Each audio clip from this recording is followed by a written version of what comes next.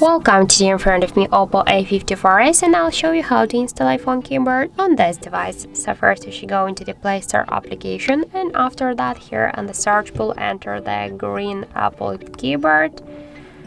And now we should get this application, so tap to install and wait a couple of seconds while this application downloading and then installing on your device. And after that just open the app